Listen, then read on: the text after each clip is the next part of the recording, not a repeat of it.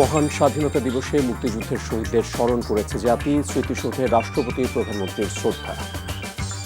নতুন বাংলাদেশের প্রত্যাশা মির্জা ফখরুলের, দুর্নীতি বৈষম্যমুক্ত দেশ করার প্রত্যয় ডাক্তার শফিকের। কুমিল্লায় বাস চাপায় প্রাইভেট কারের 5 যাত্রী নিহত। পদ্মায় বাস ডুবির ঘটনায় 6 সদস্যের তদন্ত কমিটি গঠন। জুলাই হত্যা মামলায় ডিজিএফআইয়ের সাবেক মহাপরিচালক মামুন খালেদ 5 দিনের রিমান্ডে।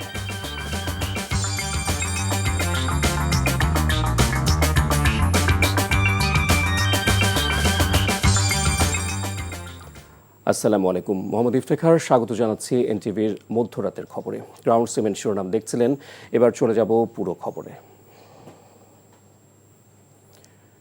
26শে মার্চ মহান স্বাধীনতা ও জাতীয় দিবসে জাতি গভীর শ্রদ্ধা আর ভালোবাসায় স্মরণ করেছে 1971 সালে স্বাধীনতা সংগ্রামে আত্মোৎসর্গকারী বীর শহীদদের। রাষ্ট্রীয় কর্মসূচির অংশ হিসেবে সূর্যোদয়ের সাথে সাথে সাভার জাতীয় স্মৃতিসৌধে পুষ্পস্তবক দিয়ে শ্রদ্ধা জানান রাষ্ট্রপতি মোহাম্মদ শাহাবুদ্দিন এবং প্রধানমন্ত্রী তারেক রহমান। 71-এর চেতনা সমুন্নত রেখে নতুন বাংলাদেশ গড়ার প্রত্যয় ব্যক্ত করেন রাজনৈতিক নেতৃবৃন্দ ও সর্বস্তরের মানুষ। ইফতেখার রেজার রিপোর্ট। স্বাধীন মানচিত্রের জন্য যারা অকাতরে জীবন বিলিয়ে দিয়েছেন, যাদের আত্মত্যাগের কারণেই বাঙালি জাতির মুক্তি, স্বাধীনতা দিবসের শুরুতেই সেই সূর্য সন্তানদের শ্রদ্ধা জানান রাষ্ট্রপতি মোহাম্মদ শাহাবুদ্দিন ও প্রধানমন্ত্রী তারেক রহমান। সেনা, নৌ ও বিমান বাহিনীর সমন্বয়ে গঠিত একটি দল বীর শহীদদের প্রতি সশস্ত্র সালাম জানায়।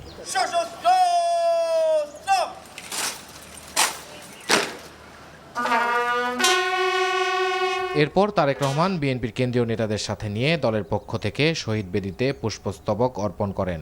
স্মৃতিসৌধে উপস্থিত খেতাবপ্রাপ্ত বীর মুক্তিযোদ্ধা ও তাদের পরিবারের সদস্য এবং যুদ্ধাহত বীর মুক্তিযোদ্ধাদের সাথে এ সময় কুশল বিনিময় করেন প্রধানমন্ত্রী। সংসদে স্পিকারের পক্ষ থেকে ডেপুটি স্পিকার, প্রধান বিচারপতি এবং প্রধান নির্বাচন কমিশনার 71-এর বীর শহীদদের প্রতি শ্রদ্ধার্ঘ্য অর্পণ করেন। শ্রদ্ধা জানান সংসদের বিরোধী দলীয় নেতা ডাক্তার শফিকুর রহমান। 71-এর চেতনাকে সমুন্নত রেখে সকলের ঐক্যবদ্ধ প্রচেষ্টায় এ সময় নতুন বাংলাদেশ গড়ার প্রত্যয় ব্যক্ত করেন রাজনৈতিক দলের নেতারা।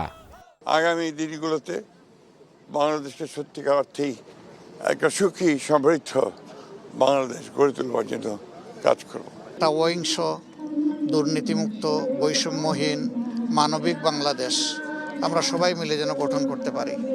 মানবিক মর্যাদার ভিত্তিতে আমরা এই বাংলাদেশ করতে চাই। আমরা এটার জন্য এই মুহূর্তে কাজ করছি। রাষ্ট্রপতি ও প্রধানমন্ত্রী স্মৃতিসৌধ ছেড়ে যাওয়ার পর সেখানে ঢল নামে সাধারণ মানুষের। যে যার মতো করে 71-এ আত্মত্যাগকারী বীর সন্তানদের প্রতি শ্রদ্ধা জানান। এইটাই অনেক ভালো লাগে যে এখনো সবাই দেশপ্রেমের প্রতি অনেক টান, যে এখানে এখনো সবাই আসে। আজকের দিনে এটাই আমার প্রত্যাশা যে আমরা দুর্নীতিমুক্ত একটা সুন্দর স্বাধীন বাংলাদেশ ধরে রাখতে পারি। নতুন প্রজন্মকে বলবো তারা যেন সেই স্বাধীনতার শিক্ষা নিয়ে আগামী দিনগুলোতে এভাবেই একটা সুন্দর দেশ বজায় রাখার চেষ্টা করে। সবারই আশা রাজনীতিবিদদের নেতৃত্বে সবার প্রচেষ্টায় বাংলাদেশ পৌঁছাতে পারবে তার কাঙ্ক্ষিত লক্ষ্যে।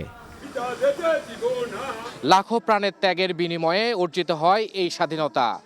মাথা উঁচু করে দাঁড়ায় এ বদ্বীপের সাধারণ মানুষ। ইফতেখার রেজা, এনটিভি নিউজ, জাতীয় স্মৃতিসৌধ, সাভার। মহান স্বাধীনতা দিবসে সশস্ত্র বাহিনীর কুচকাওয়াজ অনুষ্ঠানে অভিবাদন গ্রহণ করেন রাষ্ট্রপতি মোহাম্মদ শাহাবুদ্দিন। বৃহস্পতিবার সকাল 10টায় জাতীয় প্যারেড গ্রাউন্ডে এ অনুষ্ঠানে যোগ দেন প্রধানমন্ত্রী তারেক রহমান। এর আগে প্যারেড মাঠে পৌঁছলে তাদের স্বাগত জানান মুক্তিযুদ্ধ বিষয়ক মন্ত্রী, প্রতিমন্ত্রী এবং 3 বাহিনীর প্রধানরা। অনুষ্ঠানে উপস্থিত ছিলেন মন্ত্রিপরিষদ সদস্য, সরকারের ঊর্ধ্বতন কর্মকর্তা ও বিভিন্ন দেশের রাষ্ট্রদূত সহ দেশি বিদেশি অতিথিরা। জাতীয় সঙ্গীত পরিবেশনের পর সশস্ত্র বাহিনীর সর্বাধিনায়ক মোহাম্মদ শাহাবুদ্দিনকে সম্মান জানিয়ে গার্ড অফ অনার দেওয়া হয়। খোলা জিপে প্যারেড পরিদর্শন করেন তিনি। পরে অভিবাদন মঞ্চে ফিরে রাষ্ট্রপ্রধান স্বাধীনতা দিবসের কুচকাওয়াজের সালাম গ্রহণ করেন।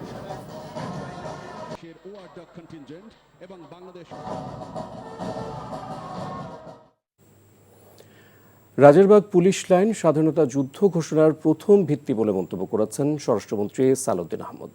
বৃহস্পতিবার সকালে রাজারবাগ পুলিশ লাইনে শহীদ পুলিশ সদস্যদের প্রতি শ্রদ্ধা জানানোর পর তিনি বলেন, 1971 সালের 25 মার্চ রাতে সবচেয়ে বেশি শহীদ হন রাজারবাগে। পরদিন শহীদ রাষ্ট্রপতি জিয়াউর রহমান প্রথম স্বাধীনতার ঘোষণা দেন।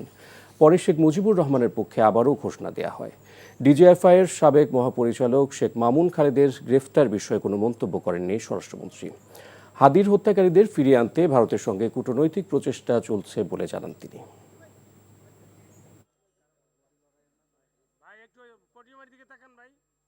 তিনি বাংলাদেশের স্বাধীনতার ঘোষণা দিলেন। পরবর্তীতে 27শে মার্চ আনুষ্ঠানিকভাবে কালুরঘাট বেতার কেন্দ্র থেকে তিনি প্রথম provisional head of the state হিসাবে বাংলাদেশের স্বাধীনতা ঘোষণা করে তারপরে তৎকালীন জাতীয় নেতা মরহুম শেখ মুজিবুর রহমানের পক্ষে আবার সংশোধিতভাবে বাংলাদেশের স্বাধীনতার ঘোষণা করেন। এটাই প্রকৃত ইতিহাস। জুলাই গণঅভ্যুত্থানে মিরপুরে দেলোয়ার হোসেন হত্যা মামলায় ডিজিএফআইয়ের সাবেক মহাপরিচালক অবসরপ্রাপ্ত লেফটেন্যান্ট জেনারেল শেখ মামুন খালেদকে জিজ্ঞাসাবাদের জন্য 5 দিনের রিমান্ড মঞ্জুর করেছে আদালত। ঢাকা মহানগর গোয়েন্দা পুলিশের আবেদনের প্রেক্ষিতে বৃহস্পতিবার ঢাকা মহানগর হাকিম সিদ্দিক আজাদ এ আদেশ দেন। শুনানিতে রাষ্ট্রপক্ষ বলেছে 1/11 কুশীলব ছিলেন ডিজিএফআইয়ের সাবেক ডিজি মামুন খালেদ। দায়িত্বে থেকে বিরোধী রাজনীতিবিদ ব্যবসায়ীদের তুলে নিয়ে আয়না ঘরে বন্দী করে নির্যাতনের অভিযোগ আনা হয় তার বিরুদ্ধে।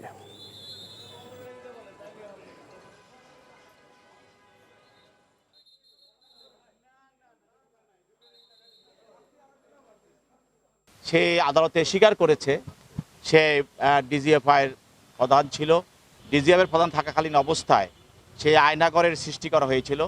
সেই আয়নাগরে হাজার হাজার শত শত নেতা কর্মীদেরকে সেখানে নিয়ে তাদেরকে নির্যাতন করা হয়েছে, অনেককে সেখানে হত্যা করা হয়েছে, গুম করা হয়েছে। মহান স্বাধীনতা দিবস উপলক্ষে জাতীয় স্টেডিয়ামে সাবেক ফুটবলারদের প্রীতি ম্যাচ দেখতে উপস্থিত হন প্রধানমন্ত্রী তারেক রহমান। এই সময় তার সঙ্গে ছিলেন কন্যা জাইমা রহমানও।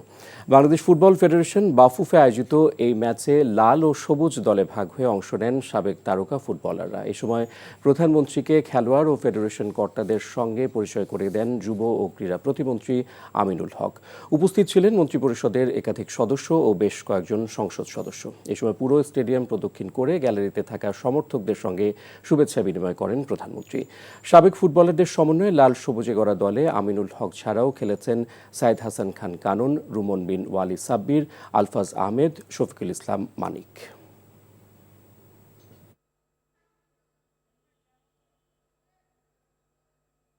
যে আমরা বাংলাদেশের ক্রীড়া জগতের নতুন প্লেয়ার আমরা তৈরি করতে চাই বিভিন্ন খেলায়, এবং পেশা ক্রীড়াকে প্রফেশনাল রূপ আমরা দিতে চাই। শুধু নতুন করে স্পোর্টসই আমরা চালু করতে চাই না, আমাদের একটি পরিকল্পনা আছে বাংলাদেশের প্রত্যেকটি জেলা, প্রত্যেকটি উপজেলায়, প্রত্যেকটি ইউনিয়নে, স্কুলগুলোর মধ্যে, বিভিন্ন শ্রেণীর মধ্যে আমরা খেলার কম্পিটিশন শুরু করতে চাই। এই ছিল মধ্যরাতের খবর। এই খবরের ভিডিও শো আপডেট জানতে ভিজিট করুন এনটিভি অনলাইন www.ntvbd.com। এছাড়াও এনটিভির জনপ্রিয় সব অনুষ্ঠান ও খবরের আপডেট জানতে ভিজিট করুন আমাদের ইউটিউব ও ভেরিফাইড ফেসবুক পেজ। ধন্যবাদ সবাইকে, শুভরাত্রি।